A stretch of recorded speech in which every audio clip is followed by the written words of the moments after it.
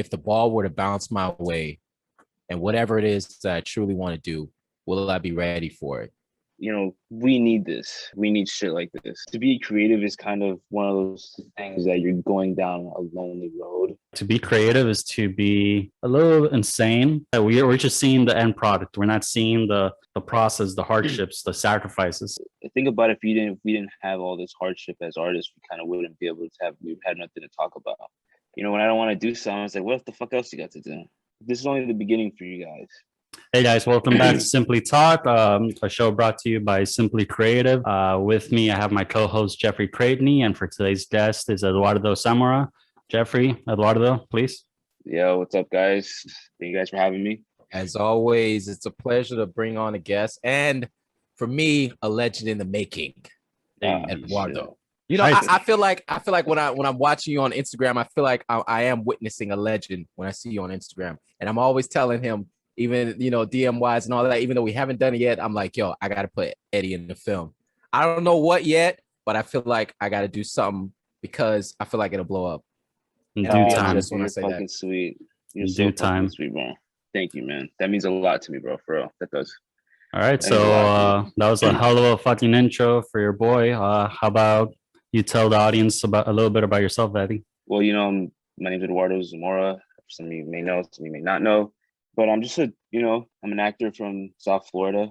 I grew up here, and really, I went to performing arts schools when I was younger and all that stuff. And just, I played ball. I did, the regular South Florida shit, play ball and just hang out, get gold teeth and shit like that. I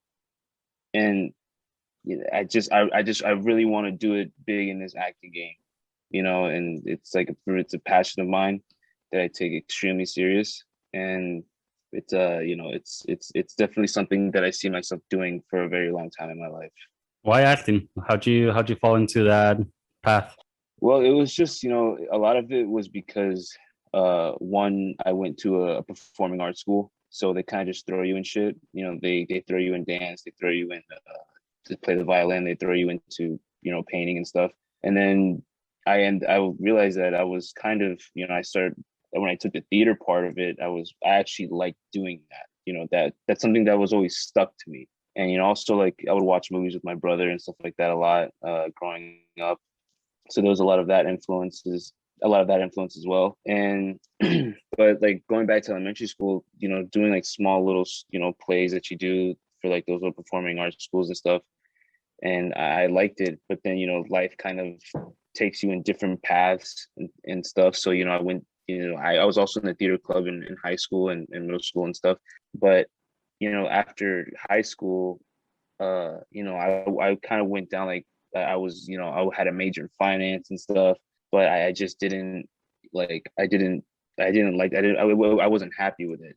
And so I wanted to do something that I was good at and that I really like to do. And I would just just think back when I was a kid and how good I was at doing that, and how it made me happy. So I was like, fuck it, I'm gonna give it a shot. And so I did, and like always, God kind of shows you what you should be doing and what you should not be doing kind of quick, I believe. And I just started gaining very fast momentum, and I just, I'm just here for I'm here for the ride, and because I love it too, because like I said, this is just something I study, and it's I just love the game, bro. Nice. I want to add something to that, because you talked about a lot about being a kid. And one of my acting coaches out in New York, I take the class via Zoom. They always mention that when breaking down the character, they say, think about that 5-year-old character or your 5-year-old self.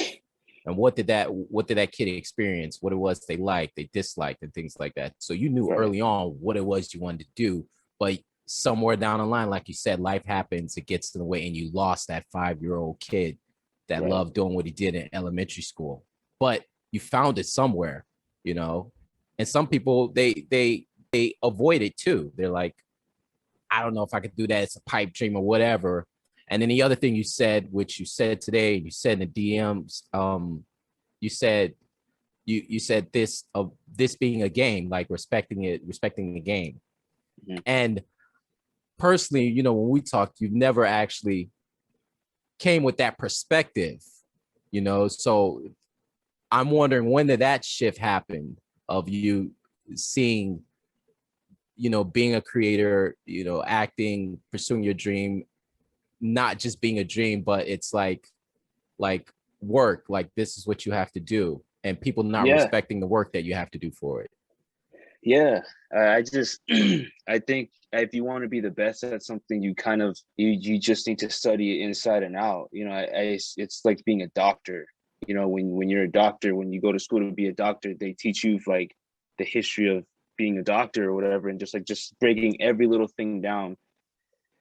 It's same thing in finance. You know, they teach you like when I majored in finance, I was they would teach you about like the banking systems, like people like JP Morgan and stuff. And I would think that, and I was like, okay, so that means I have to dissect this thing called acting that I do like surgery. And also I had, you know, like I had good coaches in high school, and I also have a good coach now, Michael, and like a bunch of people that I study with, and it's all just about like breaking every little thing down, even down to like where the writer is from, Mm. whoever wrote this, like what's going on in his head.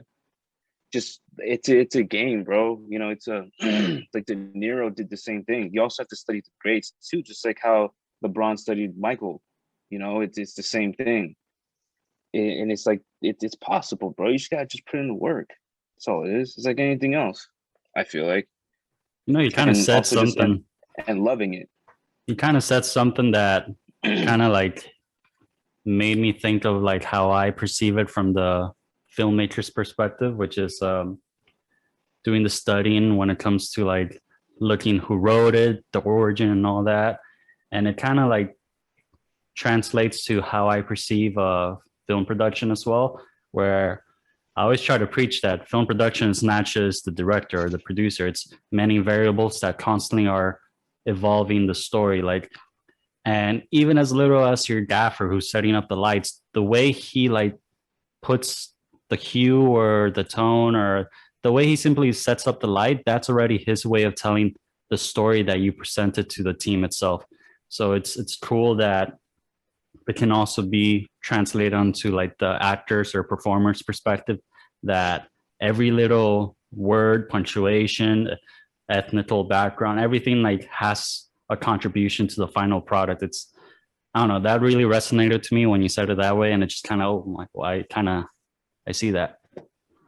Yeah, I really do think that, you know, it's art at the end of the day, you know, so it's, you just have to study it. You know, Quincy Jones was nothing. I mean, Michael Jackson was nothing without Quincy Jones. I mean, let's keep it real. You know, De Niro is probably would be nothing without Scorsese. You know, so it's like everything matches, and just studying it, and like what did they do? How did they do? How did they move? You know, I'm happy to have you on the show.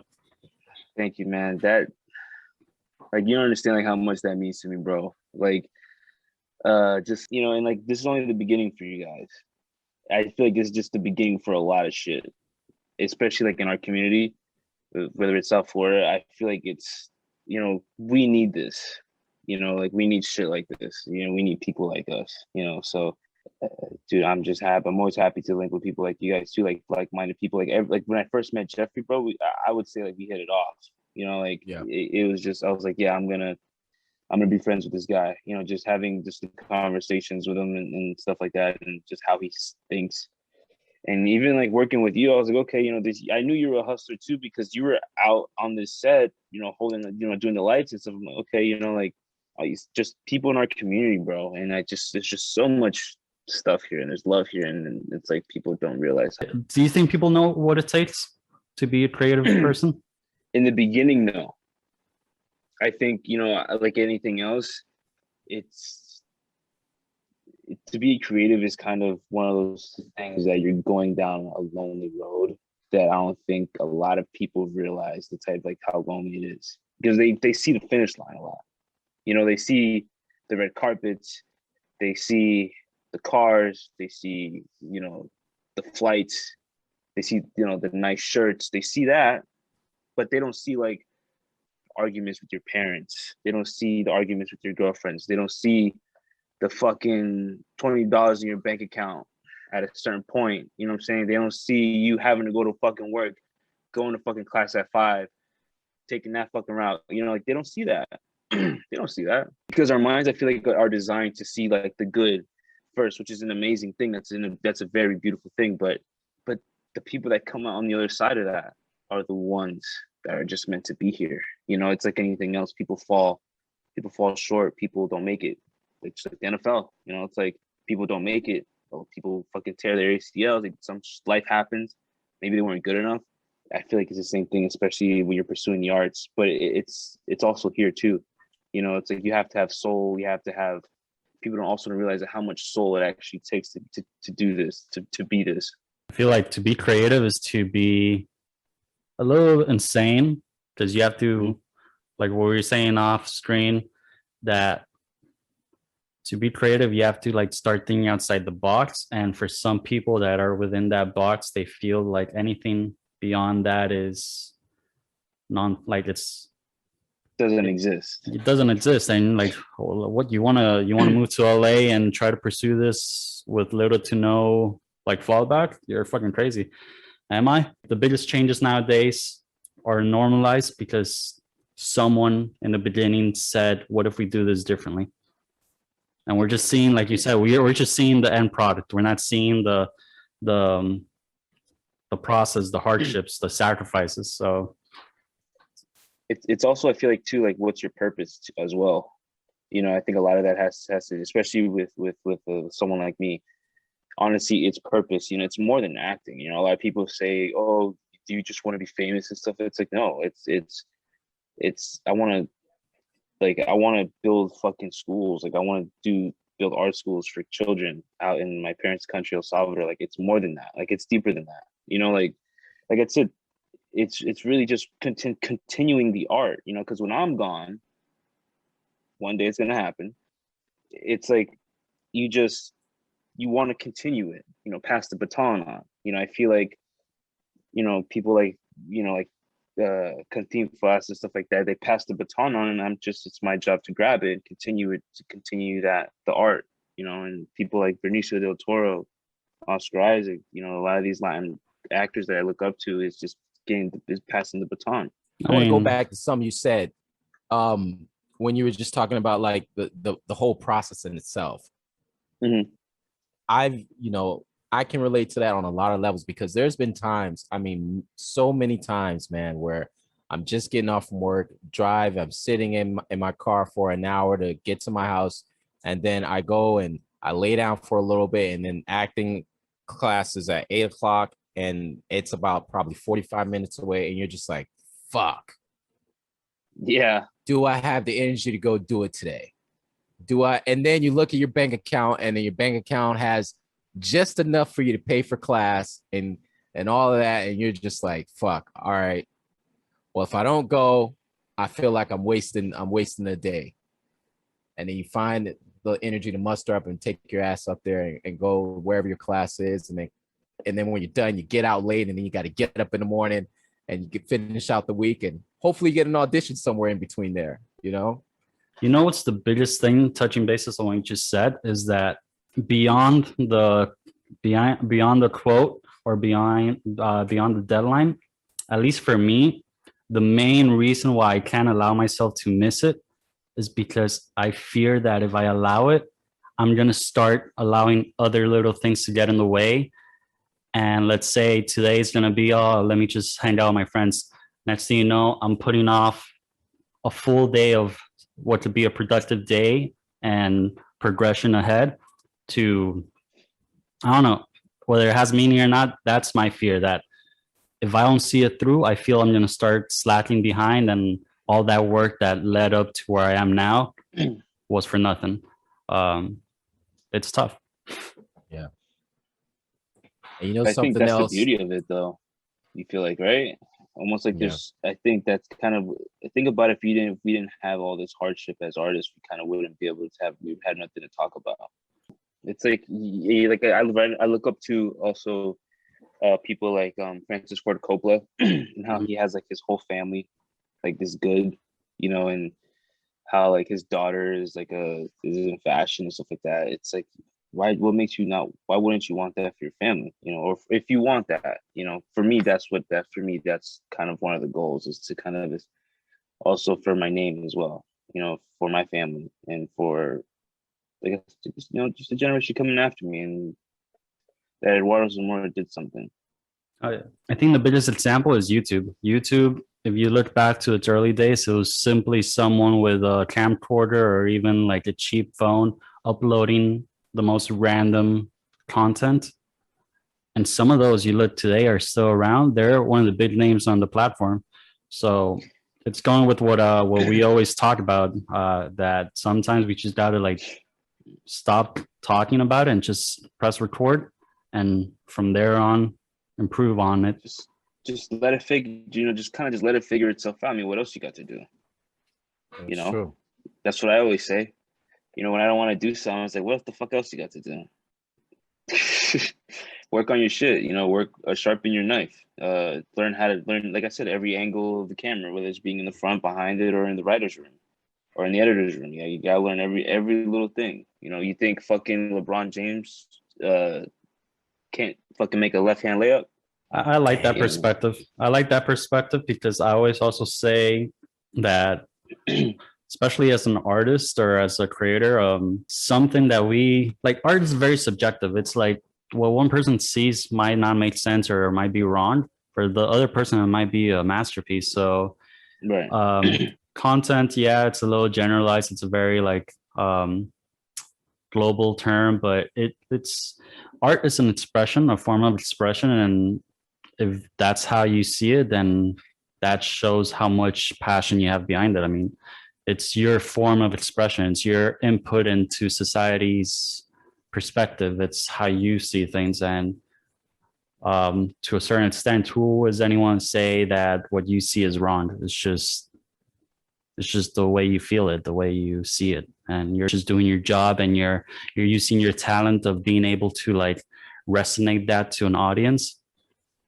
And that's more to say than a lot of people are able to even perceive. I don't know. I respect that. That's true. Content you don't care about, man. You're just like, man, I gotta do it. It's fucking analytical. You're just like, you're like, I don't feel like doing it today. I'll make some content the next day. But art you care about, bro. Yeah. You're sensitive about it too. You know what I mean? Mm-hmm, mm-hmm. And you want to take time with it. I never looked at it like that. Bro, I noticed that. It's like, I don't give a shit about my Instagram pictures, but I give a shit about like my films, if that makes sense. I noticed that when I'm doing content on Instagram or any sort of platform, I get more stressed out and anxious because I feel like I have to meet this quota that I'm putting aside my form of expression. Like, oh, I gotta post before this time frame. I gotta do it before this time frame. And this is very recent, like mid last week is when I'm like, you know what? I'm gonna post when it's ready. I'm gonna post when it's the way I want people to see it. And if people see it, that means they want to see it. And if they don't see it, then it sucks, but it is what it is. But I'm not gonna allow the analytics to get in the way of my form of expression. So it's insane. I love the way you put that. Yeah, I agree with that, man. I kind of want to ask you something, Eduardo, Eddie. Can I call you Eddie first of all? Yeah. Cool. Yeah, for sure. I want to ask you something. What's your perception on luck? Do you think luck is a thing, or you think it's a title card that we put on things that fell in the right place, or do you think it's being at the right place at the right time, or what is your perception on that? He leaned all the way back on that one. That's a real talker, I guess. Let's give him a moment. I just feel like you have to be ready for the luck. You get what I'm saying? It's like, it doesn't. I mean, can someone knock at my door right now and say, "Hey, Martin Scorsese wants you to read for this part"? That could happen. That's luck. Win the lottery. That's luck. But I just think you have to be ready for it. It's like if you're in the room with fucking Spielberg, and can you even talk to him about shit? Like that's luck. Like that's not luck. That's something that you prepared for your whole life for. You know, some things we prepare for. We prepare, like I said, you have to be ready for it. You know, and I'm a true believer that you create your own luck as well.